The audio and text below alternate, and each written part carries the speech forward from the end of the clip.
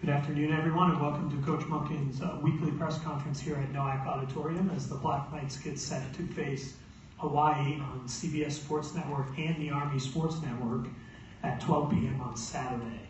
Coach will start with an opening statement, then take questions from here at NOAC and then those joining us via teleconference. This time I'd like to introduce the head coach of the Black Knights, Jeff Monken. Good afternoon. Coming off the victory from Saturday, sure feels a lot better than it did a week ago, and I was proud of our team. We made enough plays to win the game on Saturday. It was a game that, when we look back at it, there's still a lot of things that we feel like we could have done better, and some mistakes we made, but certainly did some of the fundamental things better. Took care of the ball and didn't turn it over. Got some turnovers back, which made a big difference in the game. We tackled much better than we did the week before, and I told our team, and as I said in here, those fundamental things make such a big difference. So great to get a win and be able to go into this game against Hawaii, coming off a victory, and just feel that little bit of confidence that we can perform better than we did in week one. And we're going to need to perform a lot better than we did in week two to beat Hawaii. This is a team that everybody's talking about, 3-0, and scored a bunch of points. I can't say enough about just how hard I think this Hawaii team plays and how physical they play the game. That's really impressed me. And it's in every phase. The way they rush kicks and cover kicks and play defense and run with the ball after they catch it, and just play the game really hard with a lot of passion, and certainly that's a credit to Nick and the job he's done, he and his staff, of getting those guys to play that way. They've played an option team already. I was saying to our staff yesterday, it might be the only team in the country that's playing 3 option football teams in 1 year. So 1/4 of their games are against offenses like ours. So I know they've got a plan, and they certainly did a good job against Navy with their defense, and at one point it was 28-0, but that included some big plays on offense and some good drives, a blocked punt for a touchdown. So they're playing good in a lot of areas, and they're a team that we really respect and admire in terms of their toughness and their effort. That's what we try to get our guys to do. So if we're playing hard, playing with great effort, and they are too, I'm sure it's going to be a whale of a football game. Go ahead, Joe. Yeah, Joe, WKT coach, regarding that Navy game, can you learn anything from how they handled Navy?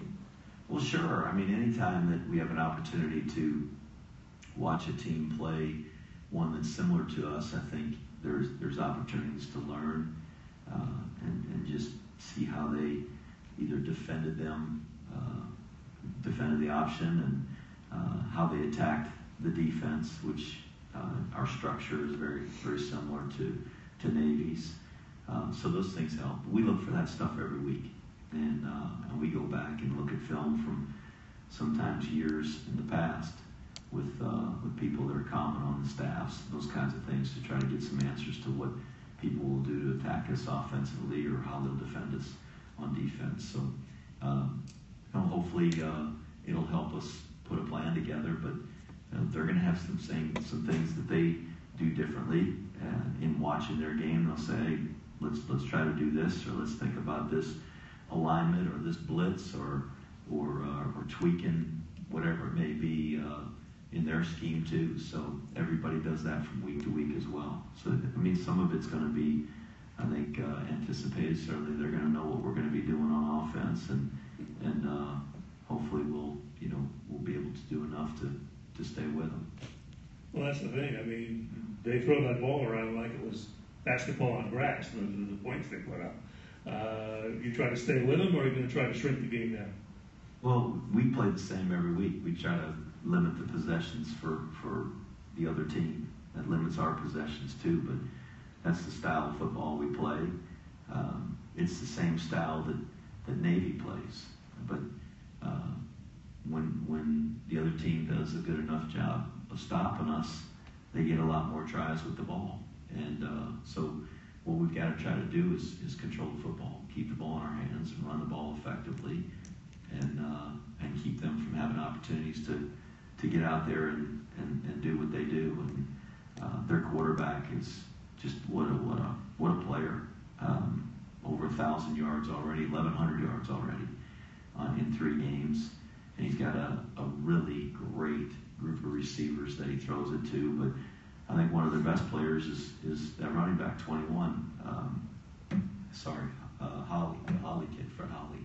And then his partner back there is a 250-pound battering ram that was their H-back last year. And he's a really good player, runs people over.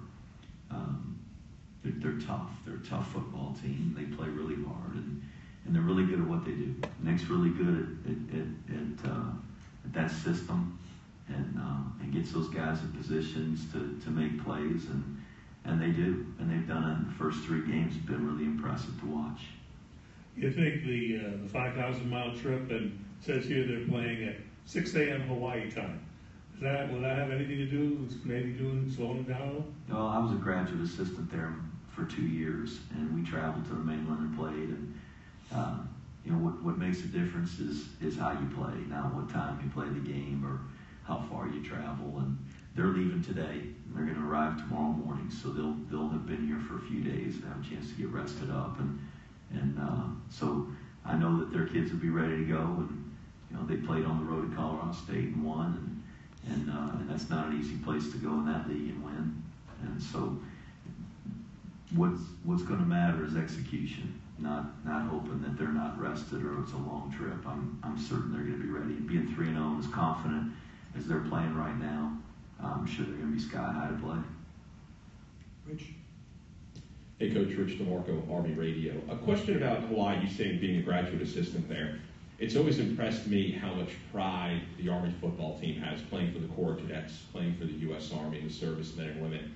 It seems like Hawaii has a ton of pride playing for that state. From your experience out there, if you could speak to how much pride that program had when you were there and how you see it now as an opposing coach.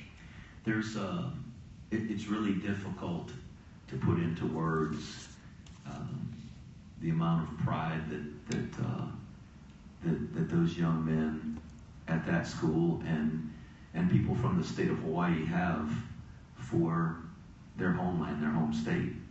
And the Little League World Series was a great example when they interviewed those young men on that team, and they talked about playing for the people of Hawaii. And you go around college football and you see these young men from the state of Hawaii who are playing for other colleges, and they talk about how much pride it gives them to represent the state of Hawaii. It's to me, it's completely different from representing any other state. I've never been around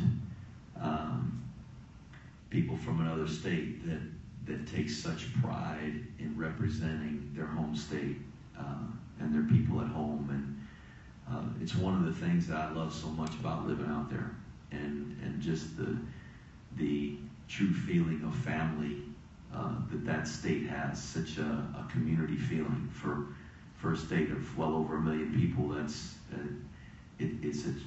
just an incredible driving force behind I think anything that people do from Hawaii. And it's not just in sports, it's in the other things that they do as students or as performers or professionals, whatever they do. And so like I said, it's really hard to put into words, but it's something I really admire about the people of Hawaii. And Sean Saturni was a great example. He's a coach on our staff, and he would tell you that when he coaches and the way he does his job, it's with the sense of pride that he's representing the state of Hawaii and Hawaiian people. So I'm sure that every time they play, that's part of their motivation and inspiration.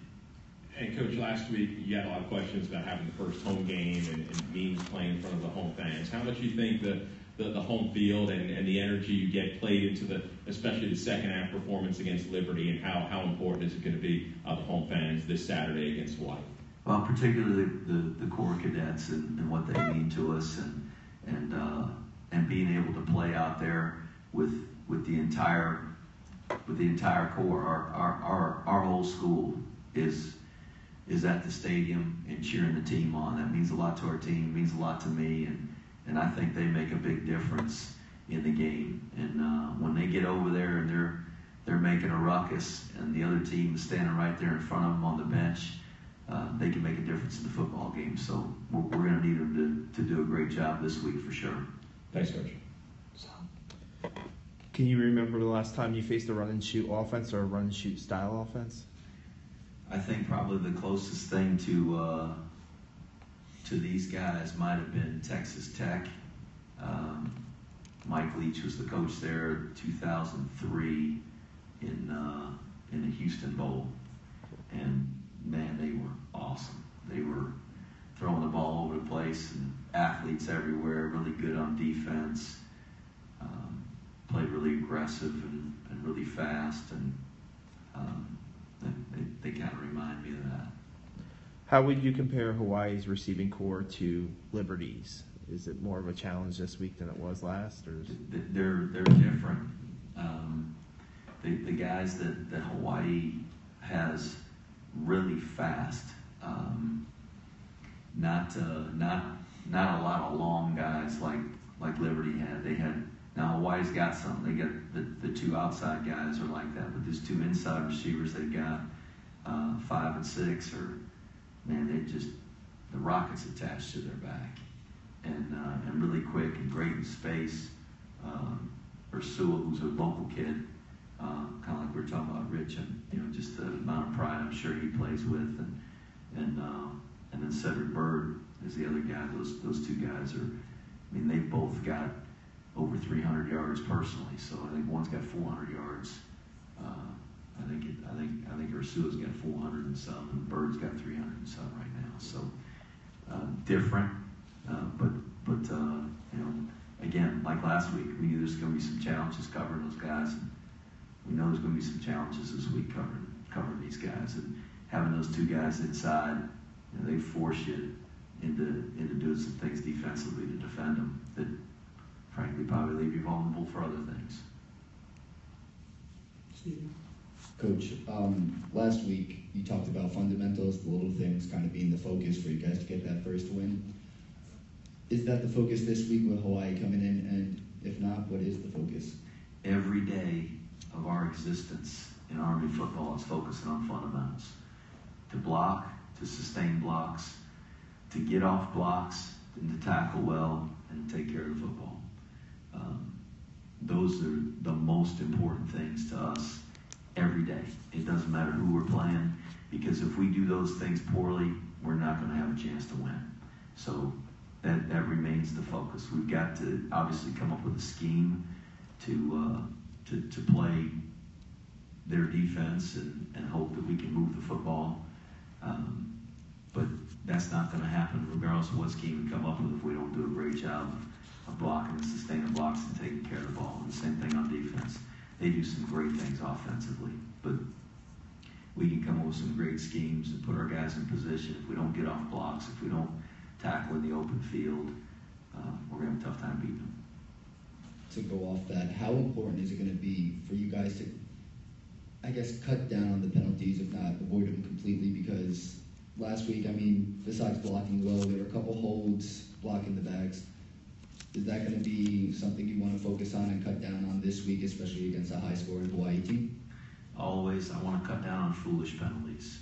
There are really no statistics to show that the most penalized team is going to lose. But foolish penalties are the ones that we want to avoid. A late hit, a jumping off sides, lining up in the neutral zone, having 12 guys in the huddle. Aggressive penalties sometimes happen. Pass interference, you're trying to play hard, and that happens. We'd like not to hold, and that's, again, better technique and fundamentals, using our feet instead of our hands to try to get in the guy's way.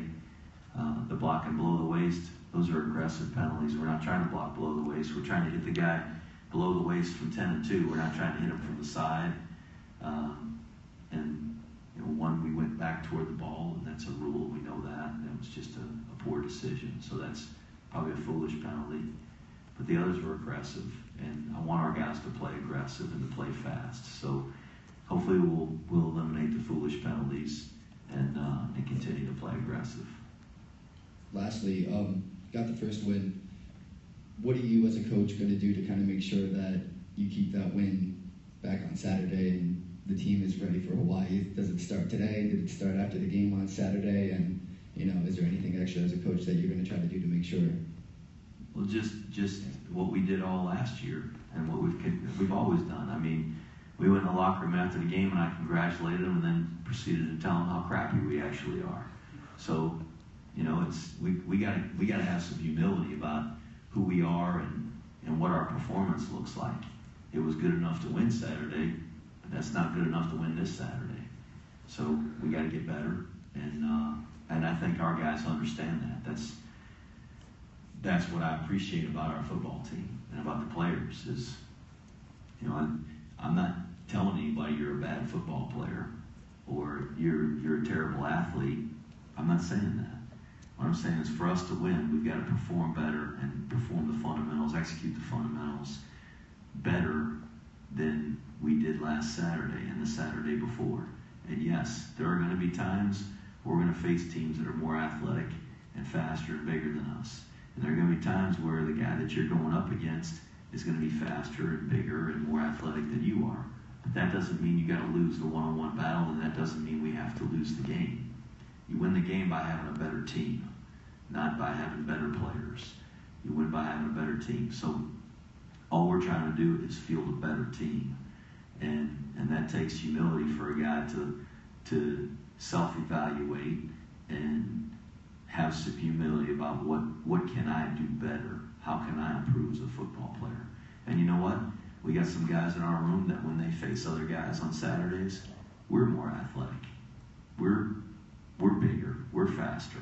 We got some matchups like that at times.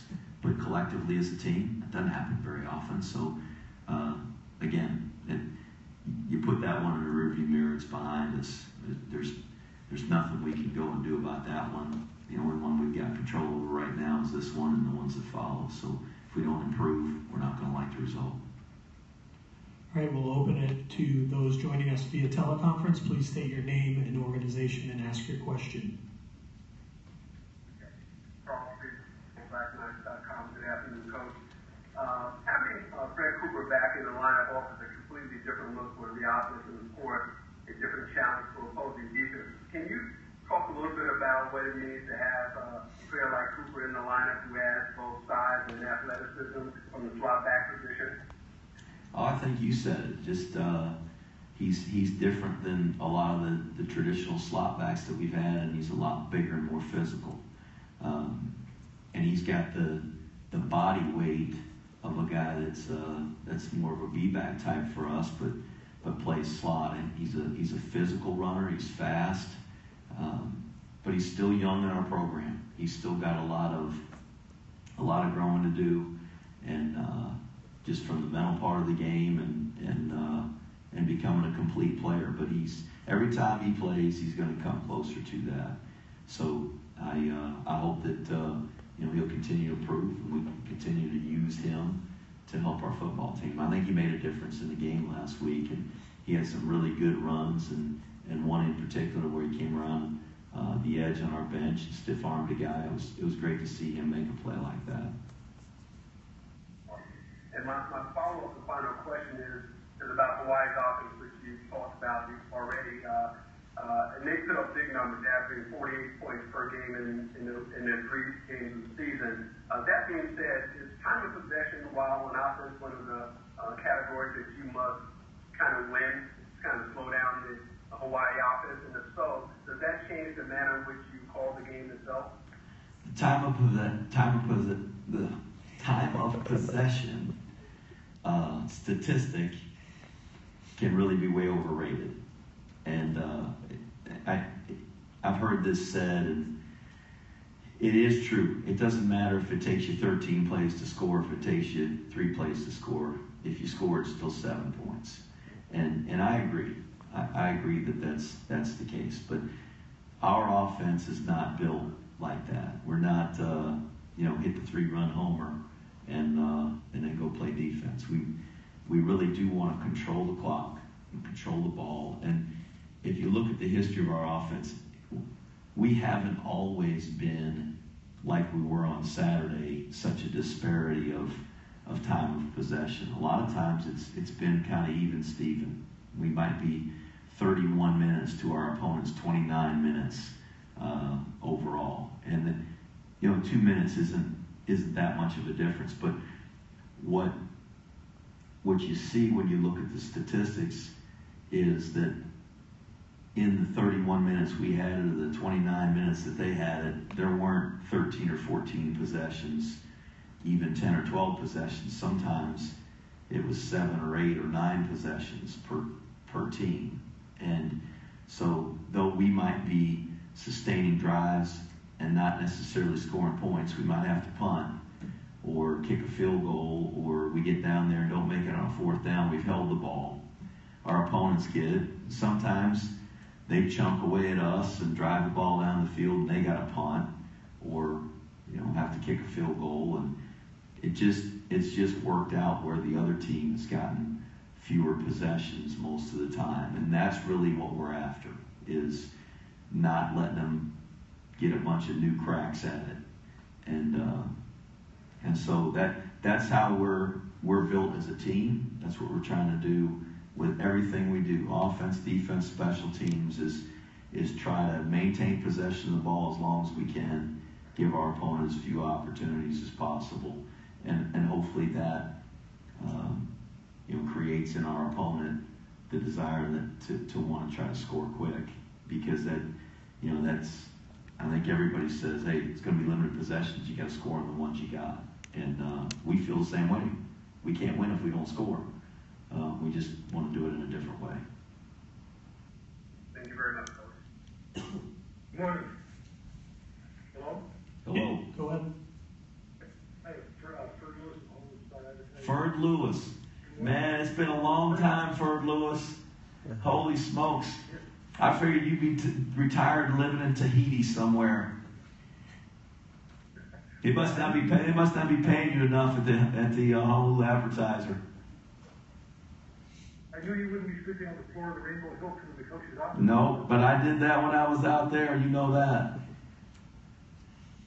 Can you tell me just about your days at GA and what, if anything, you learned from them that brought you forward? Oh gosh, I mean that was my first job out of college. Ferd, as you know, I was so green. I didn't know anything about coaching. I grew up in a coaching family, but until you do it, you don't really realize what all is expected and everything that comes under that umbrella, the job description of coach. And I learned so much football, and I learned so much about working. And number one, I had a great experience in Hawaii. I loved living in Hawaii. I love the people of Hawaii.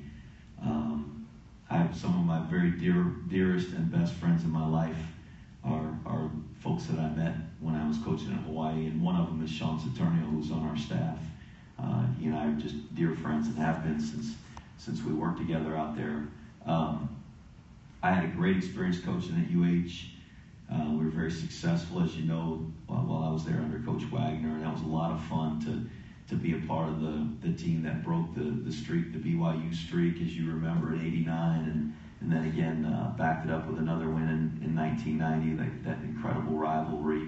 The days of Aloha Stadium being packed to the gills, and the confetti rolling down. I mean, it was awesome. What a great experience for a kid that played Division III football to go to an atmosphere like that. But I worked for a great guy. Bob Wagner was a tremendous football coach, and there are things that I learned from Bob that I still use today, and I still do today as a head coach, that have really, I think, benefited me and personally, and benefited our football teams. But the two coordinators, Paul Johnson, who I worked for 13 years as an assistant coach, was the offensive coordinator. Rich Ellerson, who's an unbelievable defensive coach, was the coach here before I came to Army. The respect that I had for those guys, the amount of football that I learned from them, the patience that they had with me to teach a young kid what it meant to be a coach, and then all the assistants, Buzzy Preston, who I worked with at Georgia Tech. He got me the job at Hawaii, and then got me my next job at Arizona State when I left Hawaii as a GA there. So just some incredible guys who meant a lot in my coaching career. So I had a great experience there for. Is this a series that you'd like to see continue? I know there's a couple more games scheduled, but is this something you look at continuing further on? To play Hawaii? Yes. As long as they come here. Making that trip out there 5,000 miles, I'm not sure I'm real fired up about traveling all the way out there. That'll smoke you and your team. You don't get much sleep, and recovering on the way back. That's what I really admire about Nick, and being able to come off of that victory at Colorado State and fly all the way back and then beat Navy the following week. That's not easy to do, but that's a hard trip. I think everybody gets excited. Wow, we get to go to Hawaii. Yeah, you're not going on vacation. You're going out there to try to beat a really good football team who's playing for the pride of their state at home. And I know when I was at Hawaii, we were hard to beat. I mean, people didn't come out there and beat us at Hawaii. And Bob built that, and our kids just, man, they played so hard when they played at home. So as long as they'll keep coming out here, I think it'd be great. If they keep getting any better, I don't know, I might change my mind. Those guys are pretty good for you guys are having fun watching those guys out there right now, I know. Appreciate your time. Look forward to seeing you this weekend. Thanks, Bird. Coach Ken Kreitzer, Sons of America Legion Radio. Just on that, what do you think are some of the challenges when you're at Hawaii recruiting? As you mentioned, the travel, bringing kids in from the mainland to play there, or holding the kids to play for the team there. What are some of the kind of challenges that are unique in Hawaii? Well, any coach that's ever been there can tell you that it is a challenge to recruit at Hawaii.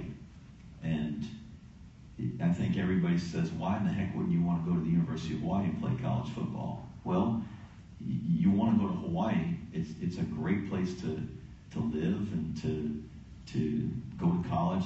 It's an outstanding university.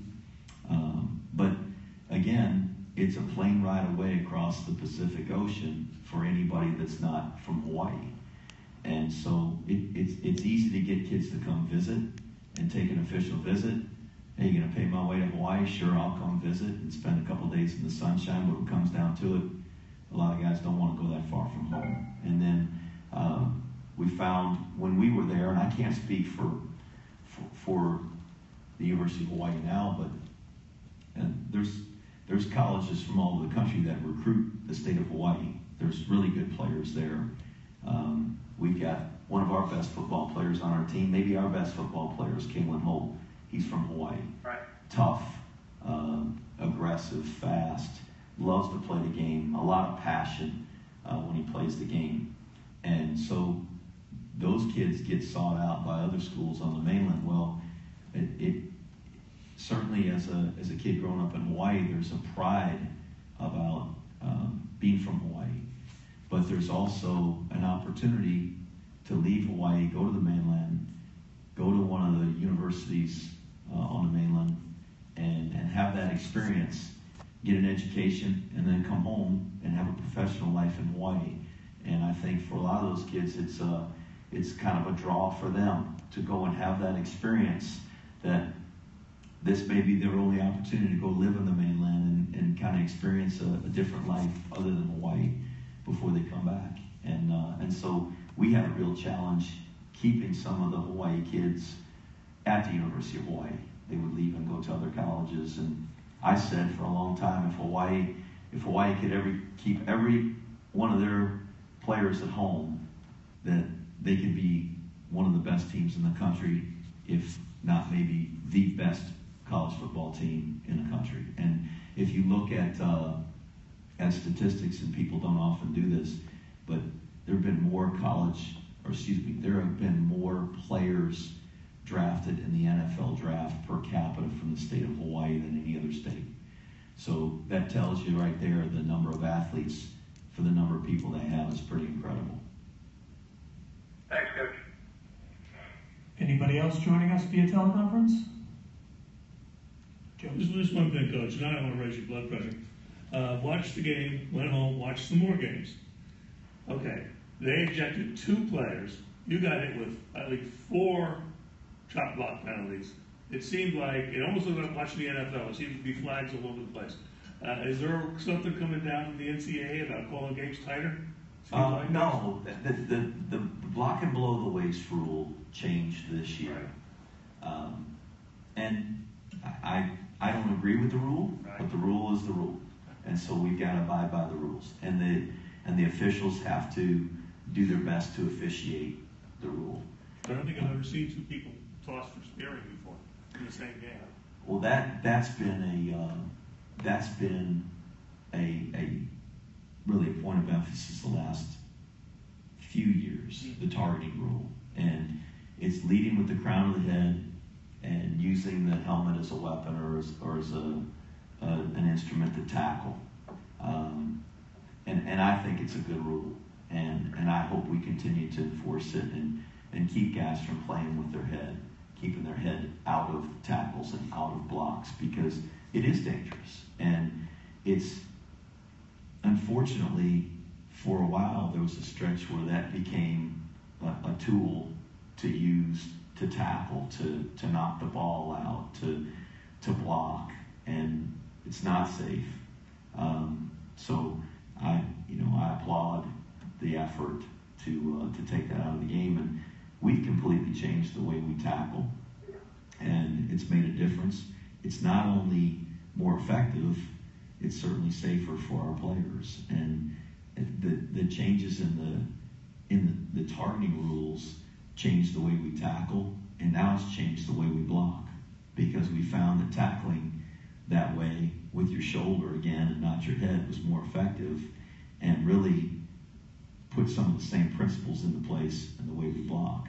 And so I hope it's moving in a positive direction for the game, because I love the game of football, and I don't want to see it go away or see it change entirely. And I think that those rules for targeting are important. The blocking below the waist rules is a whole other deal. I don't think there's data support that makes the game safer. Well, I didn't want to raise your blood pressure on that one. I was taught, and I'm a generation older than you, I was taught to get my head out of the way with tackling. That's because you didn't have a face mask and had a leather helmet. That's right. But watching the evolution over 40 years of football as people leading with their heads has always made me cringe. Even before concussions and things like that, it was like, what the hell are you guys doing? Put your head in there. You don't want your head in there. My dad told me in high school he had to learn to tackle without his helmet before he could earn a helmet. And they had to do it a certain way to keep your head out of there. And he said, in fact, much like we tackle now, that you had to slide your head to the side. He said until the skin on your ear peeled off and you started to bleed, you didn't get a helmet. So that's old school right there. But no face mask and leather helmets will keep you from putting your head in there. I guess so.